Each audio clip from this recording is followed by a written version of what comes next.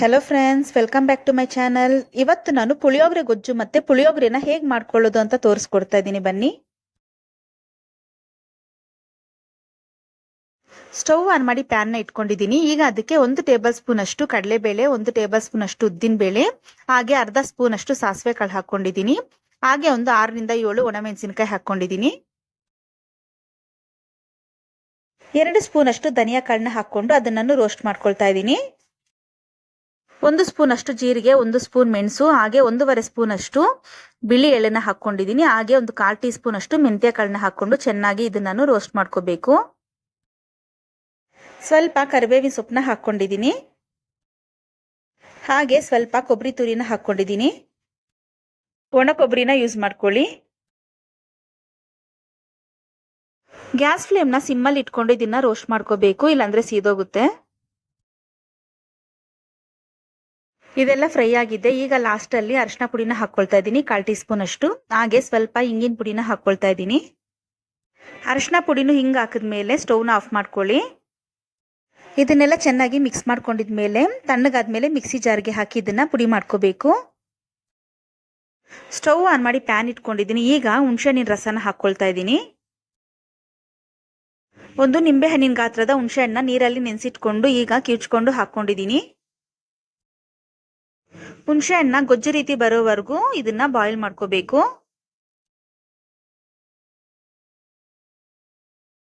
ಹುಣಸೆ ಹಣ್ಣು ಗಟ್ಟಿ ಆಗೋ ಟೈಮಲ್ಲಿ ನೋಡಿ ಸ್ವಲ್ಪ ಬೆಲ್ಲನ ಸೇರಿಸ್ಕೊಳ್ತಾ ಇದ್ದೀನಿ. ಬೆಲ್ಲ ಹಾಕಿದ್ಮೇಲೆ ಚೆನ್ನಾಗಿ ಮಿಕ್ಸ್ ಮಾಡ್ಕೊಳ್ಳಿ. ನೋಡಿ ಈಗ ಹುಣಸೆ ಹಣ್ಣ ಗೊಜ್ಜು ರೆಡಿ ಆಗಿದೆ. ಇದನ್ನ ಒಂದ್ ಸೈಡಲ್ಲಿ ಪಕ್ಕಕ್ಕೆ ಎತ್ತಿಟ್ಕೊಳ್ಳೋಣ. ಸ್ಟವ್ ಆನ್ ಮಾಡಿ ಬಾಣಲೆನ ಇಟ್ಕೊಂಡಿದ್ದೀನಿ. ಈಗ ಅದಕ್ಕೆ ಎಣ್ಣೆನ ಸೇರಿಸ್ಕೊಳ್ತಾ ಇದ್ದೀನಿ. ನಾನಿಲ್ಲಿ ಒಂದು 3 ರಿಂದ 4 ಸ್ಪೂನ್ ಅಷ್ಟು ಎಣ್ಣೆನ ಹಾಕೊಳ್ತಾ ಇದ್ದೀನಿ. ಎಣ್ಣೆ ಬಿಸಿ ಆದ್ಮೇಲೆ ಸಾಸಿವೆನ ಹಾಕೊಳ್ತಾ ಇದ್ದೀನಿ. ಸಾಸಿವೆ ಸಿಡಿದ್ಮೇಲೆ ಕಡಲೆ ಬೀಜನ ಹಾಕೊಳ್ತಾ ಇದ್ದೀನಿ. 1 ಸ್ಪೂನ್ ಅಷ್ಟು ಕಡಲೆಬೇಳೆ ಉದ್ದಿನ ಬೇಳೆನ ಹಾಕೊಂಡಿದ್ದೀನಿ. ಗೋಲ್ಡನ್ ಬ್ರೌನ್ ಕಲರ್ ಬರೋವರೆಗೂ ಚೆನ್ನಾಗಿ ಇದನ್ನ ಫ್ರೈ ಮಾಡ್ಕೊಳ್ಳಿ. ಕಡಲೆಬೇಳೆ, ಉದ್ದಿನ ಬೇಳೆ ಮತ್ತೆ ಕಡಲೆ ಬೀಜ ಚೆನ್ನಾಗಿ ಫ್ರೈ ಆಗಿದೆ. ಈಗ ಇದ್ರ ಜೊತೆಗೆ 2 ಒಣಮೆಣಸಿನಕಾಯಿನ ಕಟ್ ಮಾಡಿ ಹಾಕೊಂಡಿದ್ದೀನಿ. ಹಾಗೆ ಸ್ವಲ್ಪ ಕರಿಬೇವಿನ ಸೊಪ್ಪನ್ನು ಹಾಕೊಂಡಿದ್ದೀನಿ. ಸ್ವಲ್ಪ ಒಣ ಕೊಬ್ಬರಿ ತುರಿನ ಹಾಕೊಳ್ತಾ ಇದ್ದೀನಿ.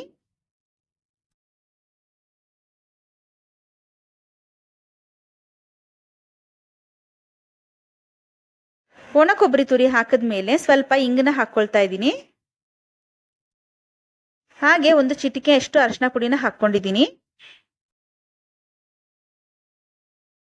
ರೆಡಿ ಮಾಡ್ಕೊಂಡಿರೋ ಹುಣಸೆ ಹಣ್ಣಿನ ಗೊಜ್ಜನ್ನ ಹಾಕೊಳ್ತಾ ಇದ್ದೀನಿ.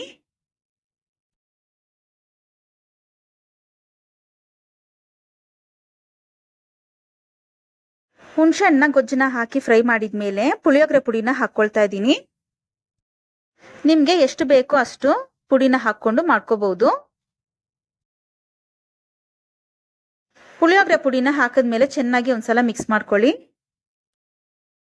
ಪುಳಿಯೋಗರೆ ಗೊಜ್ಜನ್ನ ಮಿಕ್ಸ್ ಮಾಡ್ಕೊಂಡಿದ್ಮೇಲೆ ರುಚಿಗೆ ತಕ್ಕಷ್ಟು ಉಪ್ಪನ್ನ ಹಾಕೊಳ್ತಾ ಇದ್ದೀನಿ. ಉಪ್ಪನ್ನ ಹಾಕಿದ್ಮೇಲೆ ಒಂದ್ಸಲ ಚೆನ್ನಾಗಿ ಮಿಕ್ಸ್ ಮಾಡ್ಕೊಳ್ಳಿ.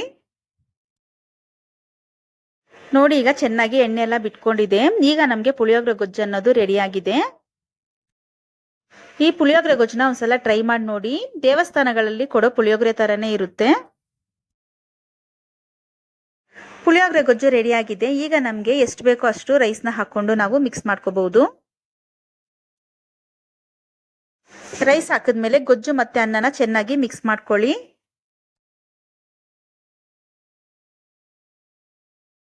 ಪುಳಿಯೋಗರೆ ಈಗ ರೆಡಿ ಆಗಿದೆ.